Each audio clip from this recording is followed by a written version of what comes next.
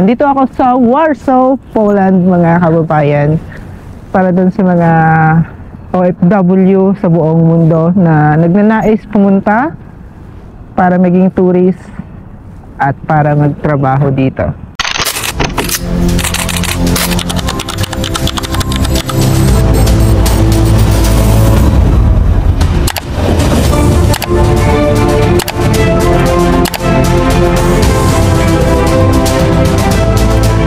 Magdadrive kami ng kaibigan ko.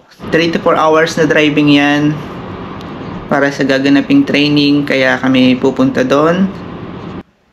At medyo maulan sa Gdansk nung alis namin at medyo may snow sa part ng countryside. Pero pagdating namin ng Warsaw, maliwanag yung kalangitan. At syempre, bago kami pumunta ng training, naglakad-lakad kami, pinuntahan namin yung Old Town dito sa Warsaw kasi nandun yung hotel namin, or nandito yung hotel namin sa Old Town Warsaw. Then pupunta rin kami ng Royal Castle at House of President. Then syempre pupunta kami ng Primark, isa rin sa dahilan kaya kami pumunta dito sa Warsaw, para sa mga Christmas decor. Magtitingin kami.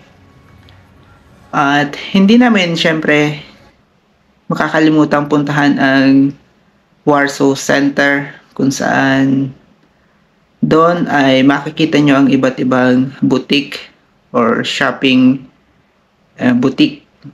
Syempre mga restaurant at mga nightlife, kumbaga mga kababayan.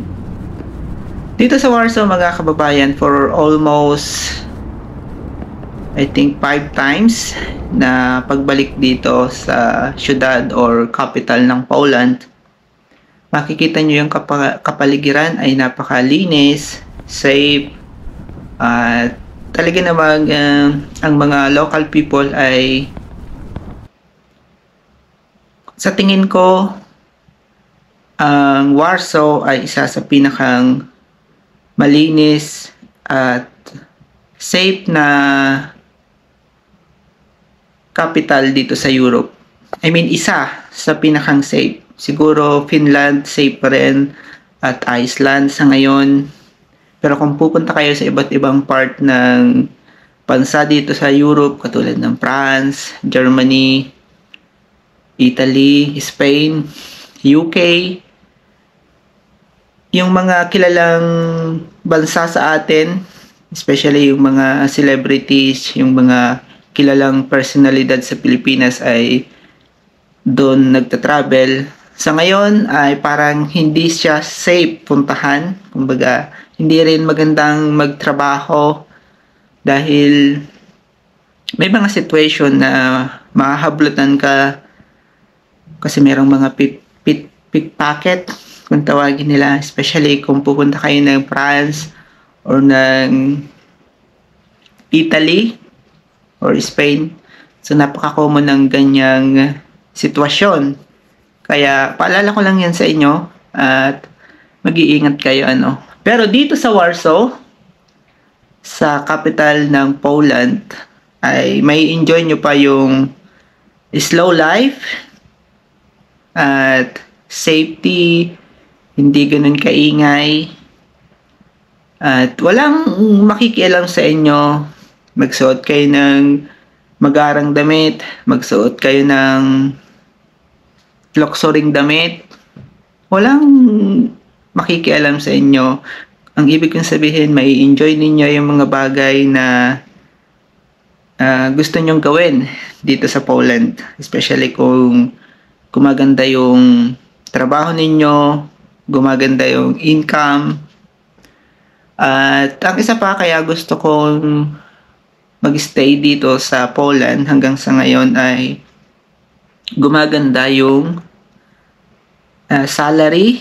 Kumbaga tumataas yung basic salary twice or once a year para doon sa mga kababayan ko na naka-basic salary. Nag-start ako basic salary syempre At napakaliit noon. Nag-start ako ng 14 zloty.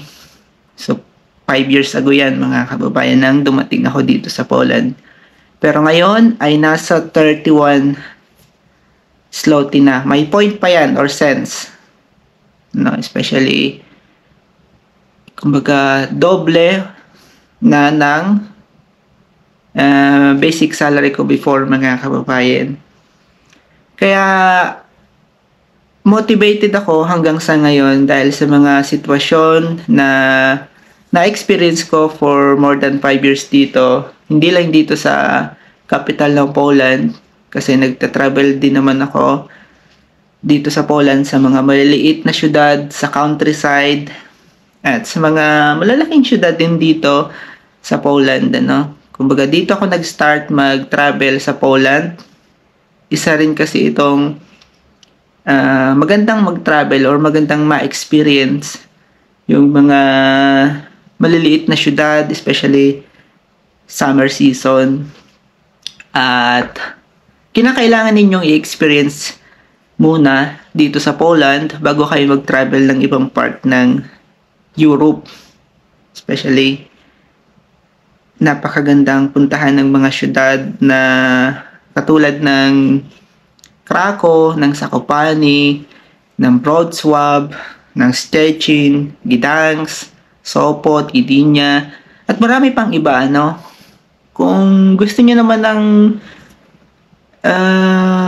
matataas na building, syempre dito kayo pupunta sa Warsaw. Pero kung old town buildings at yung mga structure ay antique, kumbaga pupunta kayo ng Gdansk or ng Krakow or ng Wrocław or ng Poznan. Makikita nyo yan dito sa Poland. Halos lahat yung style ng Copenhagen, Denmark. Makikita nyo yun sa Gdansk kasi magkapareho lang naman yung style niya. Magkapareho lang yung building. Halos kapareho, mga kababayan. Yung itsura ng tao, magkakamukha. Pumunta kayo ng Germany, magkakamukha. At may similarity ang Polish at Germany, mga kababayan. Ilan lang yan sa mga tips ko sa inyo, mga kababayan. Pag pumunta kayo, syempre, dito sa Poland, especially yung mga nangangarap magtrabaho dito sa Poland, yung mga kakadating pa lang na nawawalan ng motivation. So, subukan ninyong mag-travel dito lang, inside Poland.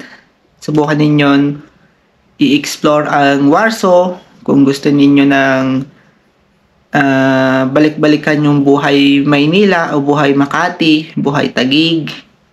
So, may experience nyo yan dito sa Warsaw, mga kababayan, na walang makikialam sa inyo. Pupunta lang kayo dito, magte-take ng photo, especially yung kilalang tower dito, itong Royal Palace. So, isa sa mga signature dito sa Warsaw or kilalang building. So, ilan lang yan sa mga tips ko sa inyo. I-experience nyo muna, subukan nyo munang puntahan itong Warsaw or mag-explore dito sa Poland bago kayo mag-explore sa ibang part ng Europe. So, ito ay tips ko lang sa inyo para dun sa mga kababayan ko, syempre, na nawawalan ng motivation kasi feeling nila ay hindi sila nag-i-improve, feeling nila ay wala silang kaibigan, feeling nila ay walang tumutulong sa kanila. Tandaan nyo, mga kababayan, ako ay isang independent na OFW dito sa Poland for almost 3 years.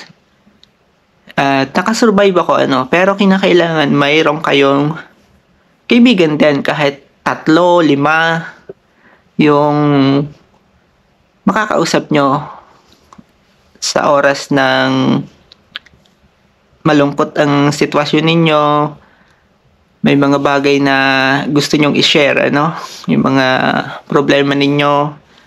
So, hindi ko naman sinasabi na mabuhay kayong mag-isa.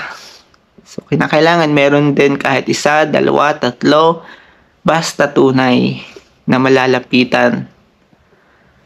So, pag nandito kayo sa Poland, makikita nyo naman during winter season, nakaka-depress yung kapaligiran,